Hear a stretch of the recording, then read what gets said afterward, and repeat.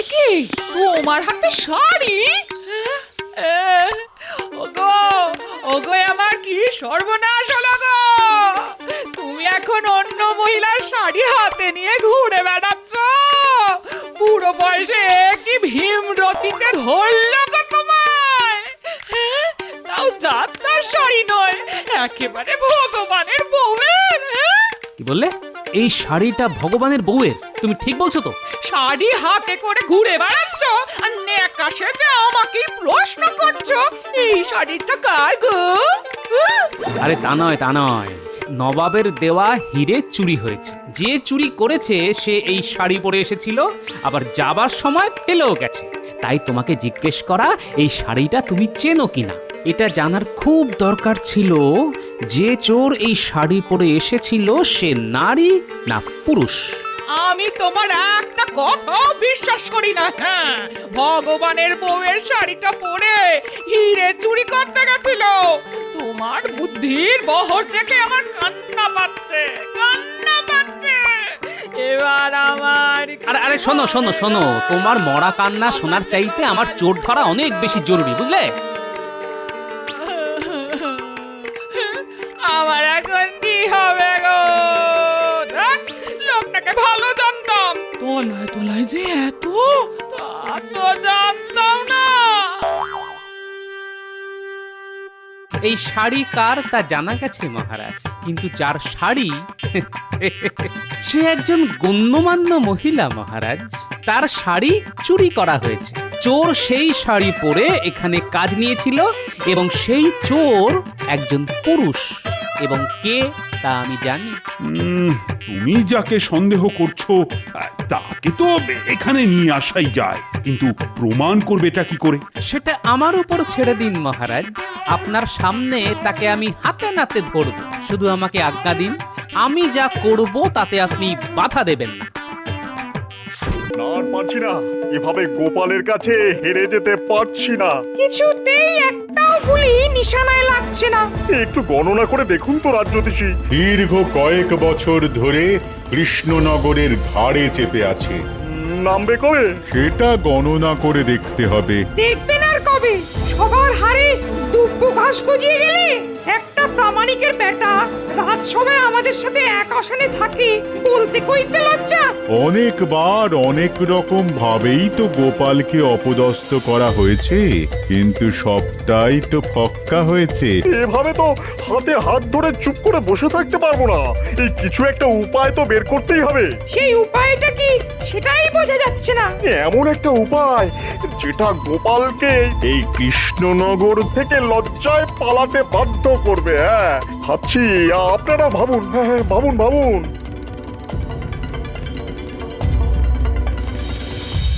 উজির, মহারাজ কৃষ্ণচন্দ্র অনেকগুলো চিঠি পাঠিয়েছিল। হ্যাঁ হ্যাঁ জাহাপনা, অনুদানের জন্য আবেদন করেছিল। হ্যাঁ, গত বছর খরাতে কৃষ্ণনগর খুব ক্ষতিগ্রস্ত হয়েছিল। কৃষ্ণচন্দ্রকে এত্তেলা পাঠাও, আমি কৃষ্ণনগরে গিয়ে দুদিন থাকবো, আর ওখানে বসেই আমি অনুদানের অর্থ প্রদান করব। জো হুকুম জাহাপনা, আমি এখনই খবর পাঠাচ্ছি।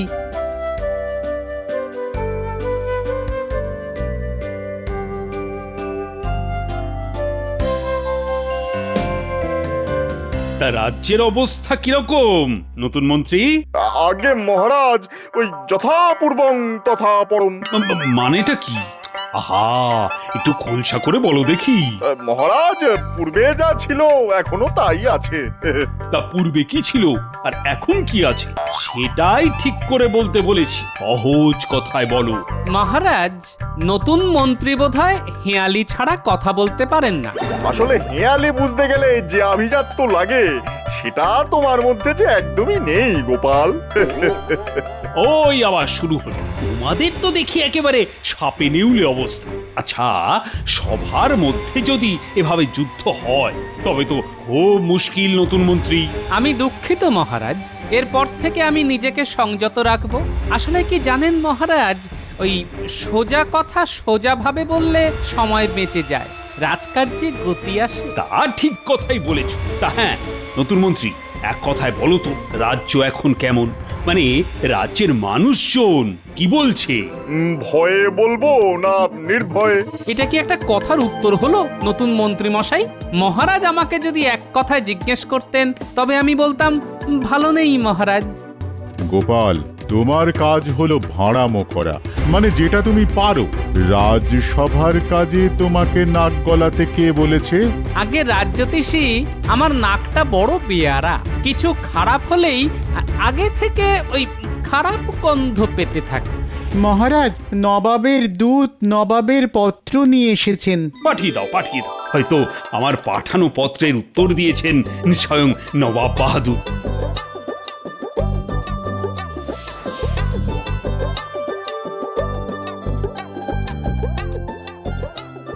মহারাজের জয় হোক। বলো বলো, কি সংবাদ? এই নিন নবাব বাহাদুরের ইত্তেলা।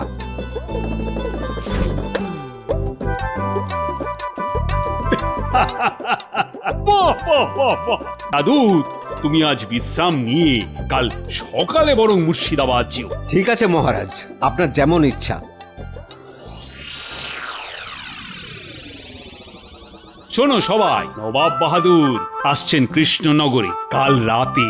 এ তো খুব ভালো কথা মহারাজ। হ্যাঁ, ভালো মানে?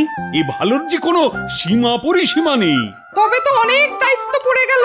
আপ্যায়নে যেন কোনো ত্রুটি না হয়। সকাল থেকে রাতের আপ্যায়নের দায়িত্ব তাহলে কাকে কাকে কাকে দেওয়া যায়?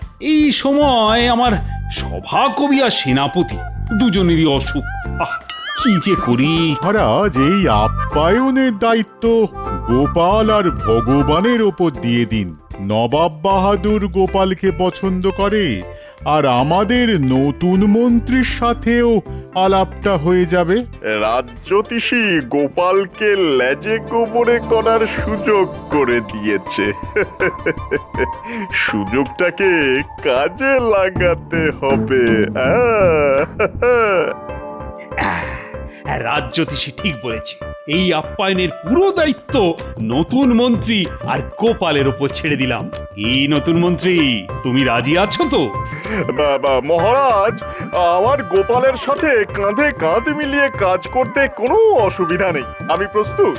গোপালের মতো বিচক্ষণ বন্ধুকে যদি কাজে পাই তাহলে আমি ধন্য হব। ঠিক আছে, সকালে জল খাবার থেকে রাতের খাবারের দায়িত্ব আমি ভগবান আর গোপালের ওপর দিলাম। এবারে গোপালকে লেজে গোবরে করে নবাবের কাছে বেইজ্জত করতে হবে। কি গোপাল, তোমার কথা কিছু বলো। আমরা কাজটাকে একটু ভাগাভাগি করে নিই। কিরকম কিরকম?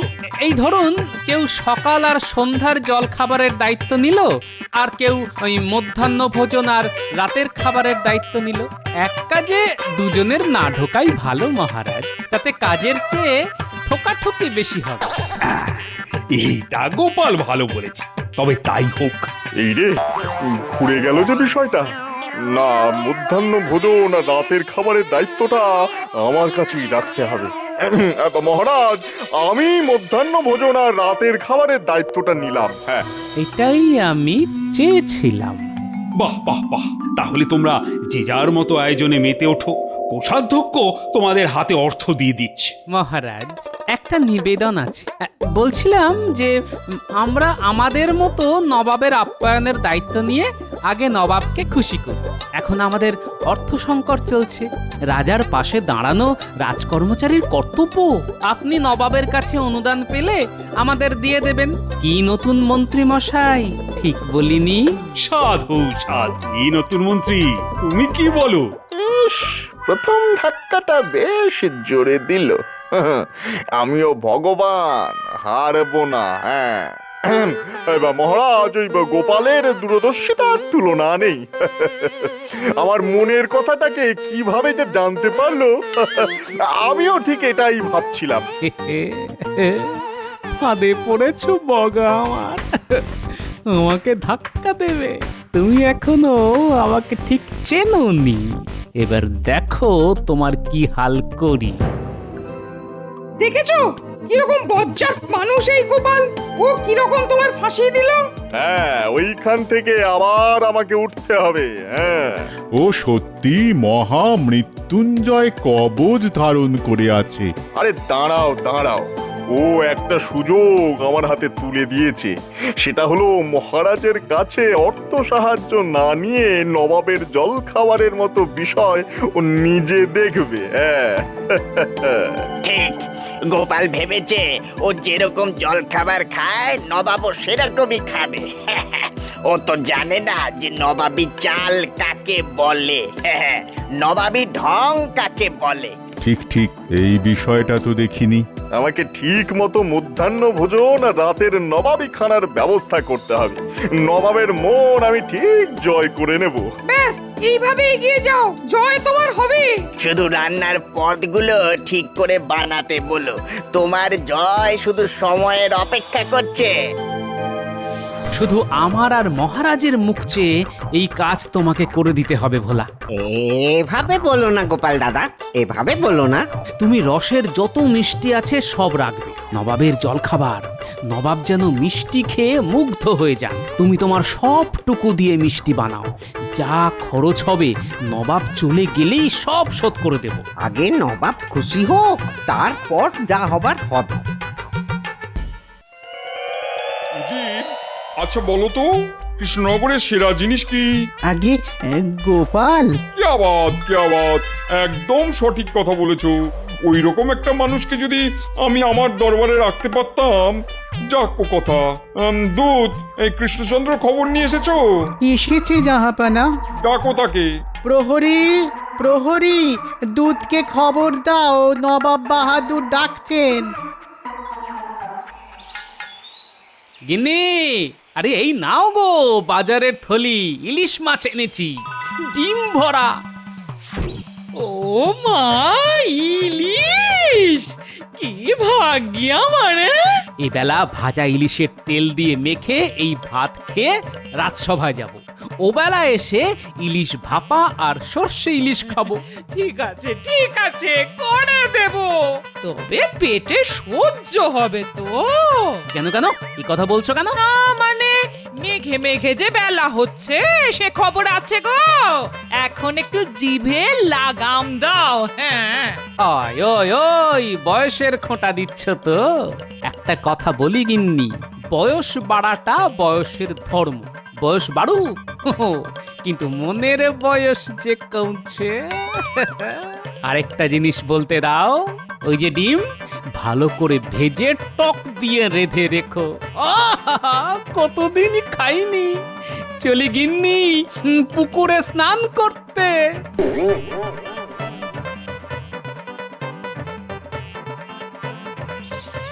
এই আয়োজন সম্পূর্ণ নতুন মন্ত্রী। বর্ধমান থেকে খুব ভালো পাচক এনেছি, আমার বাড়িতেই রান্না হবে। হ্যাঁ, গোপালকে টেক্কা দিতে হবে কিন্তু। গোপাল আমার কাছে হেরে গেছে। ও কি জলখাবার খাওয়াবে কে জানে। মধ্যাহ্ন ভোজন যাতে ভালো হয় সেটাই আমাকে দেখতে হবে। হ্যাঁ, এবার আমি দেখতে পাচ্ছি গোপালের ভবিষ্যতে একটা কালো গ্রহ খুব দ্রুত এগিয়ে আসছে।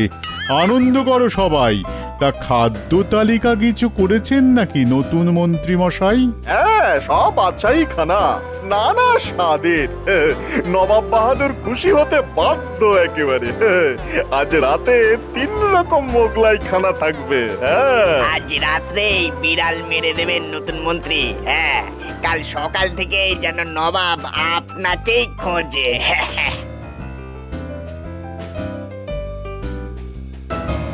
কি হে নতুন মন্ত্রী, আজ রাতের আয়োজন সব ঠিক আছে তো? ভগবানে ভরসা রাখুন মহারাজ। ভগবানে অচলা বিশ্বাস আছে আমাদের। শুনে ভালো লাগলো মহারাজ। এ ভগবান ওপরে থাকেন, সবার ভগবান।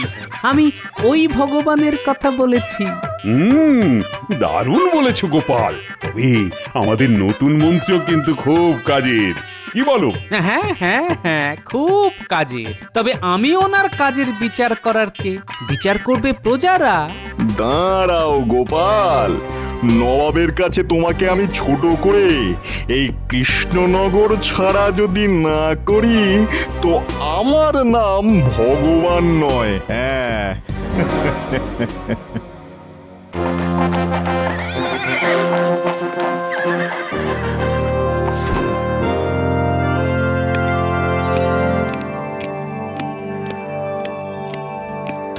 তোমার সভাকবি কোথায় কৃষ্ণচন্দ্র? বিশ্রামে আছে নবাব বাহাদুর, খুবই অসুস্থ কিনা। আর কৃষ্ণনগরের শ্রেষ্ঠ রত্ন গোপাল কোথায়? এই যে নবাব বাহাদুর, আপনার সেবায় হাজির। নবাব বাহাদুর, এই আমার নতুন মন্ত্রী, নাম ভগবান। তাহলে তুমি ভগবানের ওপরে অনেক নির্ভরশীল। তা একরকম বলতে পারেন।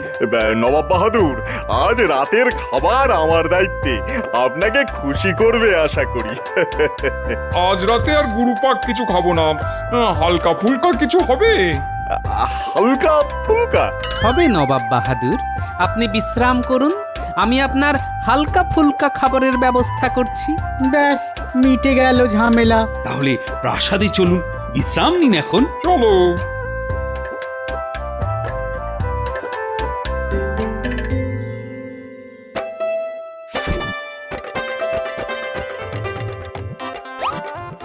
এই নিন নবাব বাহাদুর।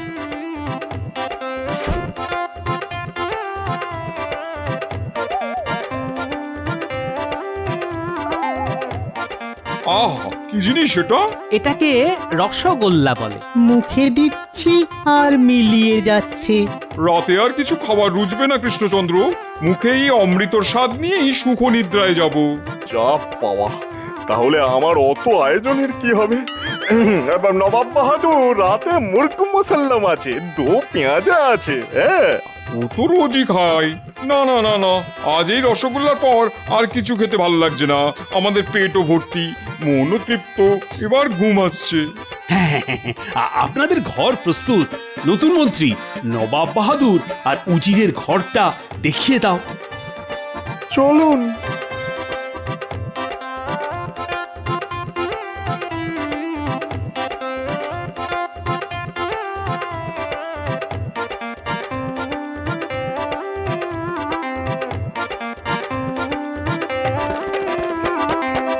ভোলা, তোমার মিষ্টির তো খুব প্রশংসা করলেন নবাব বাহাদুর। হ্যাঁ, তোমার মুখে এইটা শুনবো বলেই তো বসে আছি গো গোপাল দাদা।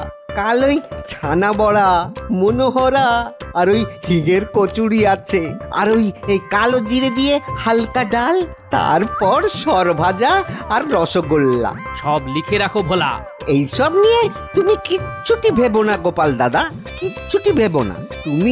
তুমি নবাব বাহাদুরকে খুশি করো, ব্যাস দেশ বাঁচলে তো আমরাও বাঁচবো। ঠিক আছে, কাল সকালে গরুর গাড়ি পাঠিয়ে দেব, সাবধানে জিনিসগুলো পাঠাবে, কেমন? তুমি নিশ্চিন্তে যাও গোপাল দাদা। চলি ভোলা।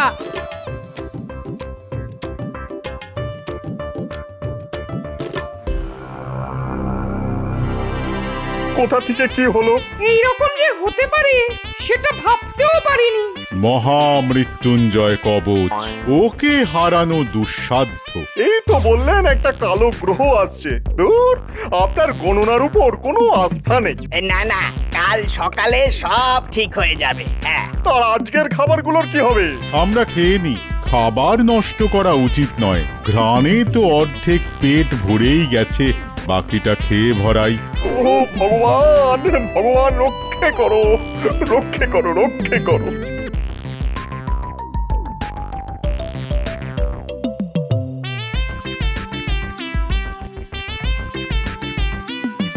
গিন্নি,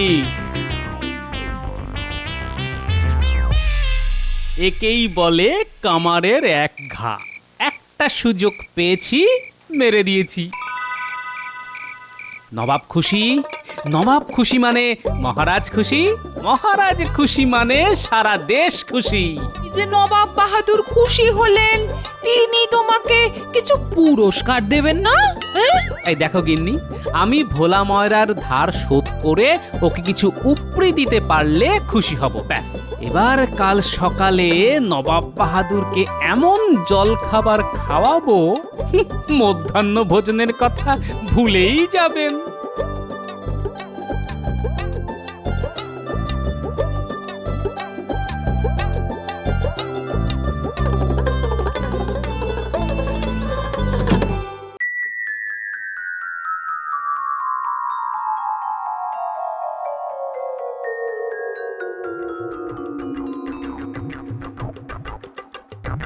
আহ কি সুন্দর, কি স্বাদ, মুখে দিলেই মিলিয়ে যাচ্ছে। আজ সকালের খাবারটাও খুব বেশি হয়ে গেল।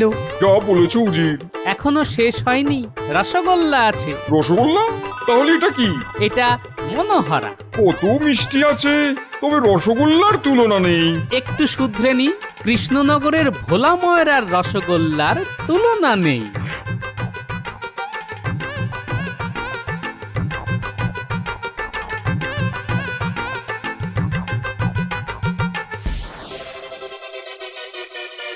সব শেষ, আর কিচ্ছু হবে না। আমার ভুলে আমি হারলাম। ও আমাকে জল খাবারই মেরে দিল। নষ্ট হবে কেন, আমরা তো আছি। ভগবান ভগবান। গোপাল, তুমি তো নবাবকে একেবারে তোমার ঝোলায় পুরে নিয়েছো। শোনো সবাই, নবাব বাহাদুর আমার আর্জি মেনে নিয়েছেন, উনি অনুদান দিয়ে দিয়েছেন। রাজকোষ এখন পূর্ণ, আর পুনর্বাসন দিয়ে দেব চাষিদের। গোপাল, তোমার জল খাবারের জন্য ভোলার কাছে যা যা ধার আছে তা মিটিয়ে দাও। কোষাধ্যক্ষ, বলুন মহারাজ, বলুন। তুমি গোপালের হাতে 500 স্বর্ণ মুদ্রা দিয়ে দাও। মহারাজ, রাজকোষের অর্থ রাজকোষেই থাকুক। নবাব বাহাদুর যদি খুশি হয়ে কিছু দেন, সেখান থেকে আমি ভোলার ধার মিটিয়ে দেব। কি কুচুটে বুদ্ধি, আবার মারলো। খুব শিক্ষা হলো আবার।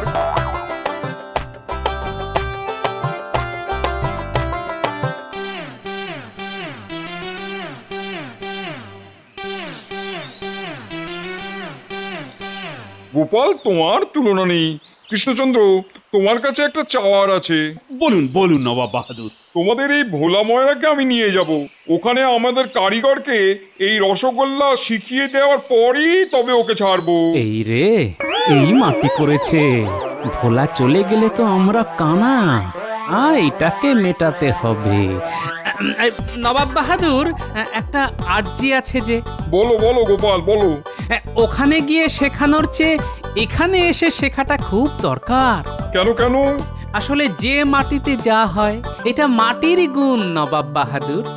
কেমন করে হচ্ছে আমি বুঝিয়ে দিচ্ছি। হ্যাঁ, ধরুন এই আখ বলে একটা গাছ আছে, সেখান থেকে চিনি হয়, শ্যামলা গাইয়ের দুধ থেকে ছানা হয়, সেই শ্যামলা গাই কৃষ্ণনগরের ঘাস খায়। এই সব তো এই মাটিরই নবাব বাহাদুর। আর এর একটাও না থাকলে ওই রকম রসগোল্লা যে হবে না নবাব বাহাদুর। তাহলে উপায়? আমি তো রসগোল্লা ছাড়া থাকতে পারবো না।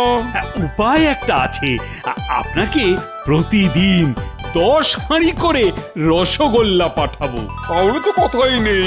তবুও আমি আমার এক কারিগরকে পাঠাবো, এই রসগোল্লা দিকে দিকে ছড়িয়ে দিতে হবে। গোপাল, এই নাও, তোমার আপ্যায়নে খুশি হয়ে 2000 স্বর্ণ মুদ্রা দিলাম। আর এইটা আমার তরফ থেকে তোমাদের ভোলা ময়রাকে 1000 স্বর্ণ মুদ্রা খুশি হয়ে। তাহলে কৃষ্ণচন্দ্র, মনে থাকবে তো, প্রতিদিন 10 হাঁড়ি রসগোল্লা। আপনি মুর্শিদাবাদে পৌঁছন, দেখবেন রসগোল্লা ঠিক পৌঁছে গেছে। চলো উজির, এবার আমরা যাই। সব ভালো তার, শেষ ভালো যার।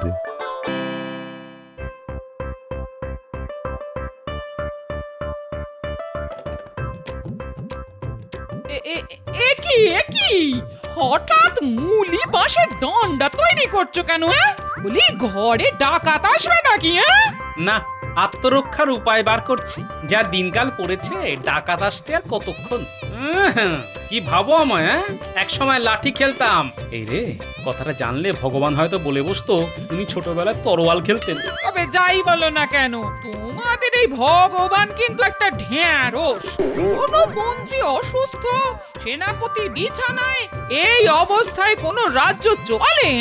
দাদু দাদু, আমাদের পুরনো মন্ত্রী কথা বলতে শুরু করেছে, সবাই দেখতে গেছে। তা তুমি যাবে না? যাবো তো বটেই, কিন্তু ভগবানের দয়া থেকে এবার আমরা বঞ্চিত হব। চল গুলটে, পুরনো মন্ত্রীকে একবার দেখে আসি।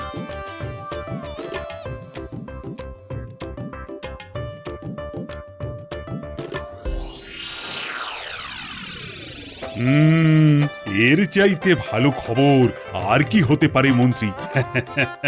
তুমি ফিরে আসবে, তার চাইতে ভালো খবর আর কি হতে পারে? সবই ভগবানের দয়া মহারাজ। ওই নামটা আর উচ্চারণ করো না। আমি আর কি বলবো? তোমার সুস্থ হওয়া উপলক্ষে আমি কাল একটা ভোজ সভার আয়োজন করছি, আর সেটা হবে তোমার বাড়িতে। রাজসভার সবাইকে কিন্তু উপস্থিত থাকতে জানিয়ে দিতে হবে। হ্যাঁ, মন্ত্রীর ফিরে আসাটা আমাদের কাছে খুবই আনন্দের বিষয়। কাল জমিয়ে খাবো। তোমার খাওয়া মানে তো একটা ভোজ সভার সব খাওয়া খেয়ে ফেলা, তবে সেটা করতে যেও না। মহারাজ, খাওয়া নিয়ে দয়া করে আমায় খোঁটা দেবেন না। এই গুণটা আমি অনেক চেষ্টা করে অর্জন করেছি। আমার তো ওই গুণের মধ্যে 2, খাই আর শুই। এবার আমাদের কি হবে? না খেতে পেয়ে মরবো তো। আরে বাবা চিন্তা করিস না, আরে বাবা আমি তো আছি নাকি রে? আপনি তো এখনো কয়েকদিন আছেন, তাই তো? থাকবো না মানে কে তাড়াবে আমাকে? কিন্তু গোপাল তো আপনাকে ছেড়ে দেবে না। হয়তো কালই মহারাজকে বলে আপনাকে তাড়িয়ে দেবে। তখন যা যা, গোপালের কত এলেম তা জানা আছে আমার। গোপাল যদি মহারাজকে ফুসলায় তবে গোপালকে আমি দেখে নেব। হ্যাঁ এই শোনো, তোমার এই বড় বড় বাকি না আমি বিয়ের পর থেকেই শুনে আসছি। এতদিন মন্ত্রিত্ব করেও আমায় একটা সীতাহার দিতে পারলে না। আগেই বলেছিলাম গুছিয়ে নাও, গুছিয়ে নাও। এবার বেকার স্বামী নিয়ে আমি বাপের বাড়িতে মুখ দেখাবো কি করে? তার আর কি, এবার আমার বাপের ওপর বসে খাবে, লজ্জাও করে না। লজ্জা আমি পাবো কেন? তোমার বাবা যেভাবে আমার পিছনে পড়ে রইলো তা দেখে আমার কষ্ট হলো। সত্যি তো, আমি বিয়ে না করলে মেয়েটার তো আর বিয়েই হবে না। এই এই মিথ্যে কথা বলো না, জিভে পোকা পড়বে। আমার বাবাকে কে কে বলেছিল বাড়িতে সোনা মোহরের ছড়াছড়ি, আপনার মেয়ের কোনো কষ্ট হবে না। সেরকমই ছিল। বিয়ের পর সব বুদ্ধি ঘেঁটে গেছে। তবে মন্ত্রী থাকি বা না থাকি, তোমায় সোনার বাজু আমি গড়িয়ে দেবই। কোথা থেকে শুনি? তুমি কি জাদু জানো নাকি? রাজবাড়ি লুট করবো। সেনাপতি এখন নেই, এটাই সুযোগ। এতেও তোমার শিক্ষা হয়নি। এবার কি শুলে চড়ার শখ হয়েছে? শুলের ভয় আমায় দেখিও না। ছোটবেলায় কত শুলে চড়েছি জানো? তোমাদের নাগরদোলার চাইতে অনেক আরামের। আরে ছাড়ুন এসব বাজে কথা। এদিককার খবরটা শুনেছেন? পুরনো মন্ত্রী সুস্থ হওয়ার উপলক্ষে তার বাড়িতে আজ মহারাজ ভোজ সভার আয়োজন করেছেন। ইলাহি ব্যাপার, রাজবাড়ির সবাই যাচ্ছে, এমনকি পাইক বরকন্দাজ। বাড়ি একেবারে ফাঁকা। বলিস কি রে? তবে শেষ কামড়টা দিয়ে আসি বল। পুরো বাড়ি একেবারে ফাঁকা করে দেব, তারপরে জঙ্গলে পগার পার। কি বলিস? হ্যাঁ গো, রানীর ঘর থেকে আমার জন্য হীরের গোটা 10 মালা নিয়ে এসো তো।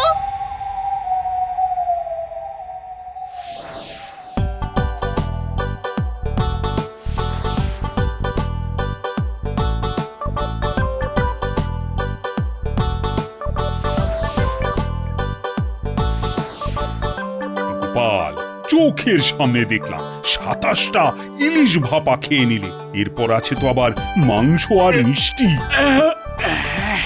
একটু বেশি খেয়ে ফেলেছি। ভেবেছিলাম 3টে গোটা পাঁঠা খাবো, তার হবে না। তবে 2টো খাবই। আর মিষ্টি, আপনি বরঞ্চ খবর নিন কত হাড়ি দই আর রসগোল্লা এখনো বেঁচে আছে। সে তো বটেই, সে তো বটেই। খাওয়া যে একটা শিল্প তা তুমি প্রমাণ করে দিলে। আচ্ছা, ভগবানকে তো দেখতে পাচ্ছি না। মহারাজ, ভগবানকে কি দেখা যায়? তিনি কোথাও একটা আছেন। না না, ভগবানকে তো আমি এখনো তাড়াইনি। মানে তাড়াবো কিনা সেটাই এখনো ঠিক করে উঠতে পারছি না। তাড়াবেন কেন? এমন বুদ্ধিমান লোককে কি কেউ তাড়ায়? তাহলে কোথায় রাখবো ওকে? কেন, আপনার পাশে, কিন্তু পা, হাত আর মুখটা বেঁধে রাখতে। বাবা বাবা বাবা, চমৎকার হবে। কিন্তু ভগবান এলো না কেন বলো তো? দেখুন ওর শাগরেদদের নিয়ে কোনো চক্রান্ত করছে কিনা। সেটাই তো চিন্তার। তবে ওকে চোখে চোখে রাখা কিন্তু খুব দরকার। এই সর্বনাশ, আমার তো পেয়ে গেছে। হ্যাঁ, পেয়ে গেছে? তখন থেকে বলছি এত কেও না এবার কি হবে? রাজবাড়িতেই যেতে হবে। আমার বাড়ি অনেকটাই দূর। তাড়াতাড়ি মহারাজ, নইলে আমার একেবারে কাপড়ে চোপড়ে হয়ে যাবে। না, তোমাকে নিয়ে আর পারা গেল না।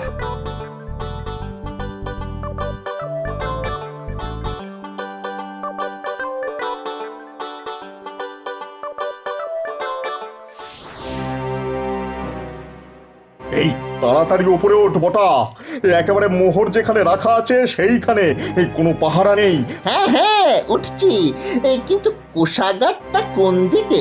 একেবারে দোতলায় উঠে বাঁ দিকের ঘরটা। সাবধান, রানীমা কিন্তু ওই পাশের ঘরেই থাকেন। জানি, রানীর নাক ডাকার শব্দ পাচ্ছি। শোন, আমার বউয়ের জন্য খান দশেক হীরের মালা নিয়ে আসিস, বুঝলি? নইলে আমার একেবারে চুল ছিঁড়বে।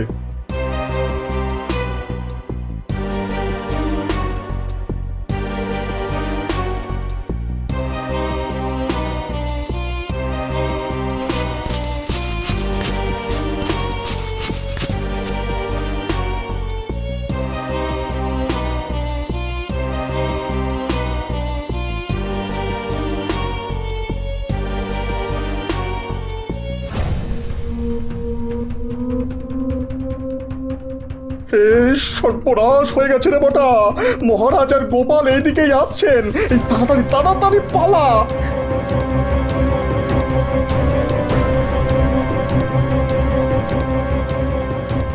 আমরা ঠিক পালিয়ে যাব, আপনি আগে পালান। কি করে পালাবো রে? চারিদিকে তো দেওয়াল। দেওয়াল টপকেই পালাতে হবে, আর কোনো রাস্তা নেই। আরে দেওয়ালে চড়বো কি করে? যেভাবেই হোক পারতে হবে, নইলে শুলে চড়তে হবে। হ্যাঁ,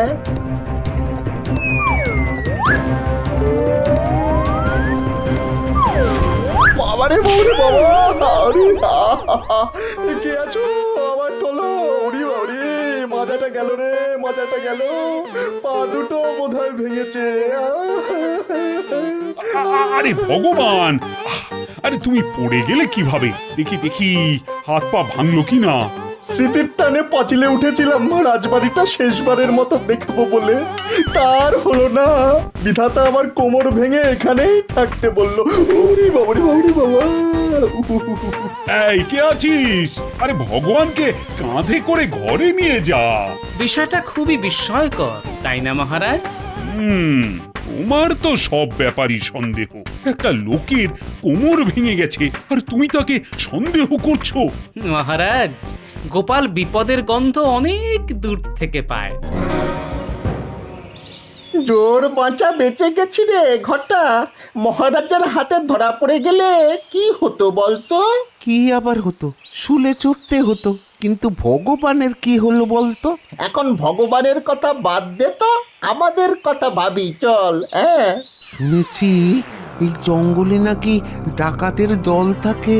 তারা নাকি ওই ঠিক মানুষ নয়, রাক্ষস। রাক্ষস! ঘটা, এবার কি করি রে? রাক্ষস প্রভু, আমাদের প্রাণে মারবেন না। আগে বল, তোরা কে? এই জঙ্গলে কি করতে এসেছিস? পালিয়ে প্রভু। কেন, তুই কি চোর না ডাকাত? আগে ডাকাত হওয়ার সাধ্য নেই, তাই ওই চুরি চামারি করে খাই। শোন, আমরা মাদারিকা, নাম শুনেছিস? আমরা ভোজবাজি দেখিয়ে গ্রামে গ্রামে ডাকাতি করি। আমাদের কোনো অস্ত্র লাগে না। আমাদের ভেলকি দেখে সবাই ঘর বাড়ি ছেড়ে পালায়। আমাদের দেখে কেউ পালায় না প্রভু, উল্টে লোক দেখে আমরা পালাই। খুবই দুঃখের কথা। আপনার শ্রীচরণে আমাদের একটু স্থান দিন প্রভু। দেখ, আমাদের পথ বড় কঠিন পথ, কিন্তু একটা কাজ তোদের দিয়ে হবে। নগরের সব খবর তো তোদের কাছে আসে। আমাদের সেই খবর দিতে পারবি তো? তোরা শুধু আমাকে ঠিকঠাক খবর দিবি, বুঝলি? আগে প্রভু, তবে একটা খবর এক্ষুনি দিতে পারি। নগরের সবচাইতে বড় বণিক সোমদত্ত এখন বাড়িতে নেই। সপ্তডিঙা ভাসাবে বলে কোনো একটা দ্বীপে আছে। বাড়িতে কোনো পাহারা নেই। আজ রাতেই একটা চেষ্টা করা যেতে পারে।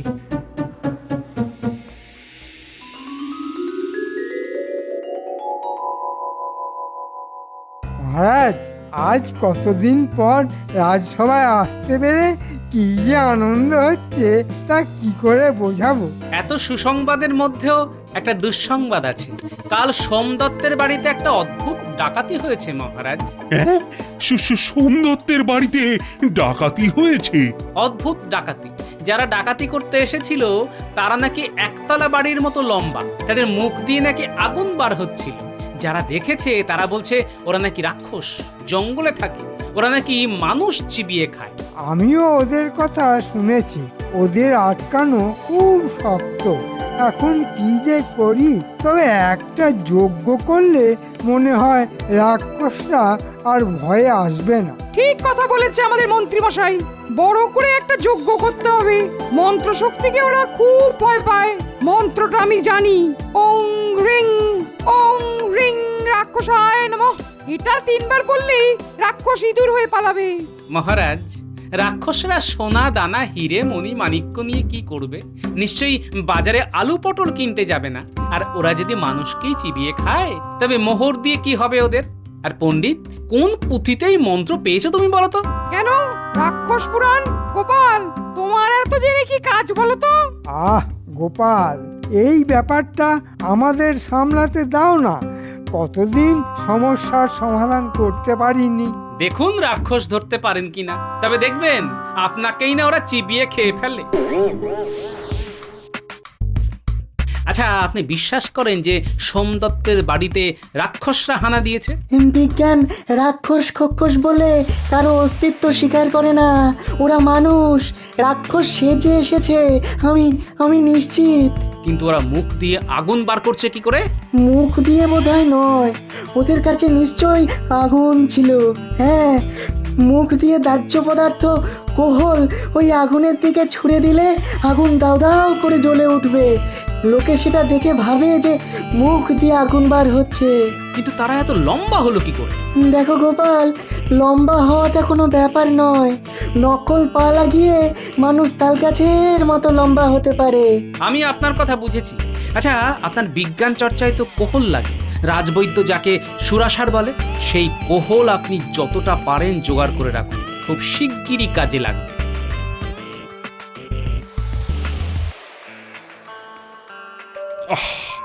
রাক্ষসদের যা উৎপাত শুরু হয়েছে, তাতে তো খুব শীঘ্রই তারা রাজবাড়িতেও হানা দেবে। আমাদের সবাইকে যে একেবারে চিবিয়ে খাবে। এই কারণেই তো যজ্ঞের কথা বলছিলাম মহারাজ। আপনি আমায় 1,000 স্বর্ণ মোহর দিন, যাতে যজ্ঞের কাজ নির্বিঘ্নে হয়। হ্যাঁ, তোমায় অনুমতি দিলাম। আচ্ছা পণ্ডিত, একটা যজ্ঞ করতে 1,000 সোনার মোহর লাগবে কেন? যা বোঝো না তা নিয়ে কথা বলো না। আমি মন্ত্র বলে এই স্বর্ণ মোহর রাক্ষসদের কাছে পাঠিয়ে দেবো। আর মোহর থাকবে এমন বশীকরণ মন্ত্র যে রাক্ষসরা তার কাছে ঘেঁষতেই সাহস পাবে না। ঠিক আছে, বুঝলাম মহারাজ। তবে এই যজ্ঞ হবে জঙ্গলের মধ্যে, যেখানে রাক্ষসরা বাস করে।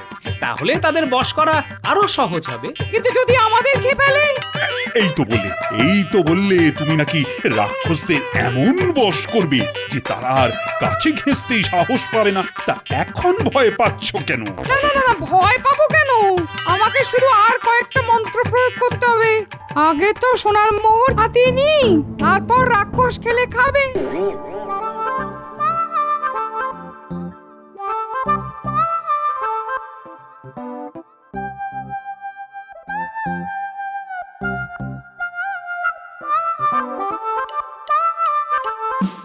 ভালোই তো দাম আনলে। 1,000 স্বর্ণ মুদ্রা একাই ট্যাঁকে ভরবে? আমার ভাগ দেবে না? তা কখনো হয়? কিন্তু গোপাল যে সব ভেস্তে দিল। জঙ্গলে কেন যজ্ঞ হবে বলো তো? আরে রাক্ষস কিছুই নয়, এরা ডাকাত। ভগবানের সাগরেদ বটা ঘটা ভগবানকে না পেয়ে আমার কাছে এসেছিল, সব বলেছে। ওদের বলে মাদারিকা। ভোজবাজিতে ওরা ওস্তাদ। নবাবের সেনারা ঘোড়ায় করে ওদের ধরতে পারে না। লম্বা পায়ের এত জোর। ওরা ওই মোহর চেয়েছে, নইলে নাকি রাজবাড়ি লুট করবে। তাই একটা রফা করেছি, 1,000 মোহর ওদের দিয়ে দেবো। তারপর তা থেকে ভাগ নেবো, আপনাকেও দেবো। বাহ বাহ, চমৎকার ব্যবস্থা করেছে। যাই করো বাপু, আমার ভাগটা কিন্তু চাই।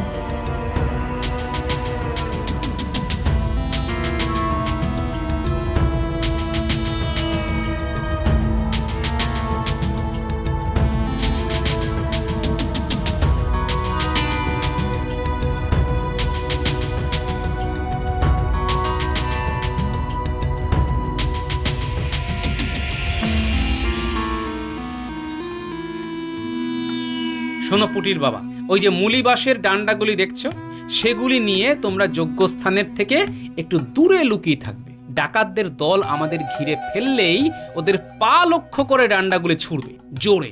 ওরা উল্টে পড়লেই পটাপট ওদের মাটিতে চেপে ধরতে হবে। আমাকে কি করতে হবে গোপাল? ধুতির খোঁটায় কোহলের শিশি লুকিয়ে রাখতে হবে। ডাকাতরা আসলেই মুখে কোহল নিয়ে আগুনের চেলা কাঠে কোহল ছুঁড়ে দিতে হবে। পারবে তো? আরে পারবো না মানে? রাক্ষস বা ডাকাত যেই হোক না কেন, আগুনকে ভয় পায় না এমন কেউ নেই। হ্যাঁ,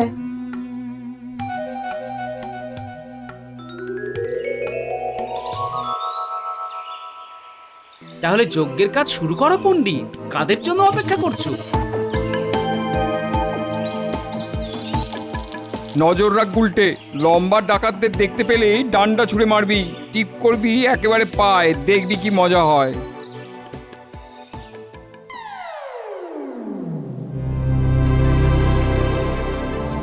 ওরা এবার যজ্ঞ শুরু করবে। তোরা মুখ দিয়ে আগুন ছুঁড়তে ছুঁড়তে হারে রে রে করে তেড়ে যাবি। বটা আর ঘটা এই হট্টগোলের মধ্যে পণ্ডিতের কাছ থেকে সোনার মোহর নিয়ে আসবে, বুঝেছিস? ওং রিং রাক্ষসায় নমঃ, ওং রিং রাক্ষসায় নমঃ। এসে গেছি।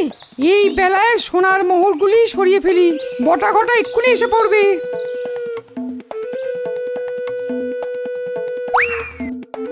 বিজ্ঞানী, তাড়াতাড়ি মুখে কোহল নাও। সামনের জ্বলন্ত চেলা কাঠে মুখ থেকে কোহল ছুঁড়ে মারো।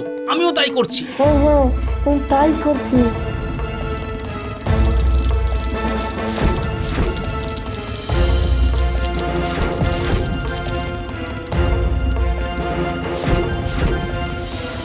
কি রে, আমাদের দিকে আগুন ছুটছে কে রে?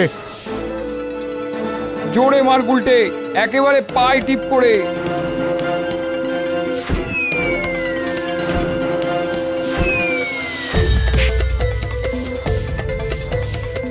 ওরা ভয় পেয়েছে বিজ্ঞানী, টান্ডা খেয়ে মাটিতেও পড়ে গেছে। এখন ওদের ধরতে হবে।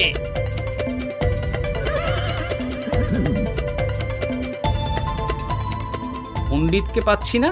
1,000 সোনার মোহর নিয়ে পালালো নাকি? বটা আর ঘটার সঙ্গে পণ্ডিতকে দেখছি ওই গাছের তলায় লুকিয়ে আছে। ওই পালের গোদাটাকে ধরে আনো। বেটা 1,000 সোনার মোহর কোথায় রেখেছে তা তো দেখতে হবে।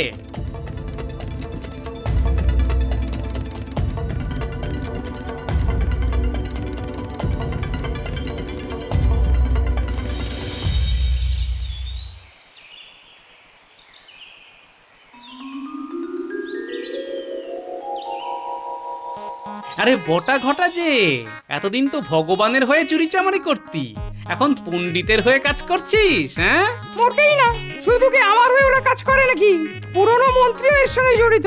ঠিক আছে, সবাইকে বেঁধে মহারাজের সামনে নিয়ে যাওয়া হোক।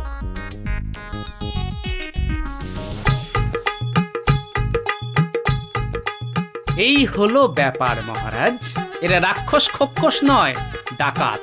এদের দলের নাম মাদারিকা। ভোজবাজি দেখিয়ে ওরা ডাকাতি করে।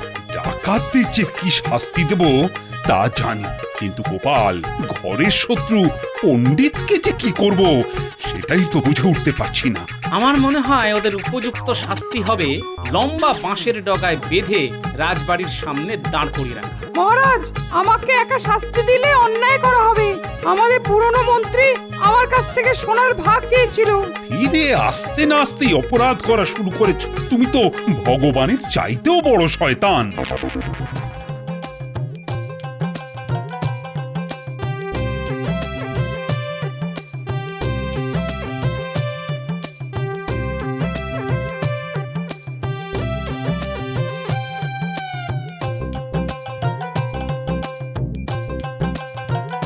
এত বাঁশ তুমি কাকে দিয়েবে? এই মাত্র দিয়ে আসলাম। মহারাজ যা পুরস্কার দিয়েছে তা দিয়ে বাঁশই কিনে আনলাম। জানি না কখন কি কাজে লাগবে। ও, এই যে হিয়ালি করে কথা বলো, বুঝি না বাবা।